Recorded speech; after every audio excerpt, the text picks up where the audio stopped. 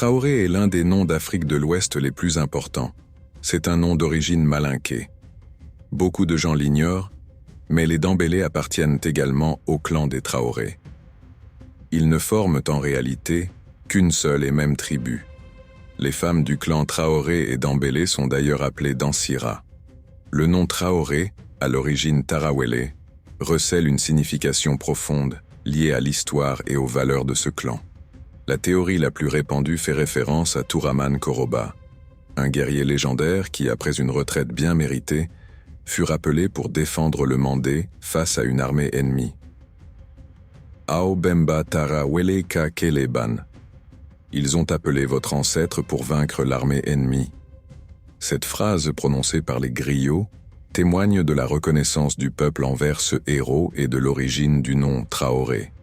Une autre théorie, moins connue, associe le nom Traoré à Traoulé, un terme signifiant « dur à cuire », soulignant ainsi le courage et la détermination des membres de ce clan.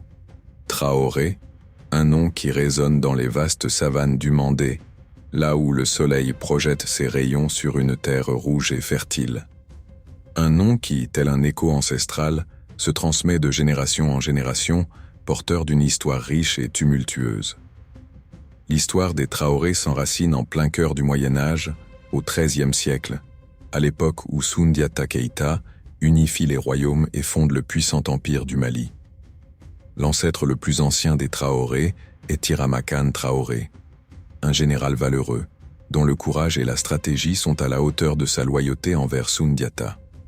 Après la victoire éclatante de Soundiata sur le roi du Sosso, Soumaoro Kanté, Tiramakan, à la tête de ses guerriers, est envoyé conquérir de nouveaux territoires à l'ouest, en direction de l'Atlantique. Son regard se pose sur une région occidentale, une région riche et convoitée, comprenant l'actuel Sénégal, la Gambie et la Guinée. Là, il affronte les rois Baïnouk et Wolof et les vainc.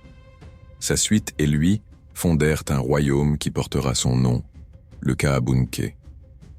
Pendant près de 3 siècles, le Kaabunké prospère sous la dynastie Traoré. Divisé en provinces gouvernées par des Mansa, le royaume se distingue par son organisation politique et sa puissance économique. Les terres fertiles, les forêts luxuriantes et les savanes giboyeuses assurent une agriculture florissante, tandis que les comptoirs commerciaux établis par les Malinké font du Kabunké une plaque tournante du commerce régional. Les guerriers Traoré, garants de la sécurité du royaume, protègent les agriculteurs et les commerçants, assurant ainsi la prospérité et la stabilité du Kaabunké. Seules les querelles intestines entre nobles viennent parfois troubler la quiétude du royaume. Quelques siècles plus tard, l'esprit conquérant des Traoré les pousse à fonder un nouveau royaume, le Kénédougou, dans l'actuel Mali. Ce royaume, connu pour sa résistance farouche à la colonisation française, est incarné par la figure emblématique de Babemba Traoré, un roi courageux et déterminé. Au XVIIIe siècle, une partie des Traoré devenus Sonenké avec le temps, les Traoré d'Iko fondèrent la province du Kanyaga, également appelée Kenyareme, avec des villages comprenant Crémis, Kirané et Bandiougoula, entre autres. Aujourd'hui, le nom Traoré résonne dans toute l'Afrique de l'Ouest, du Mali à la Guinée, en passant par la Côte d'Ivoire et la Gambie.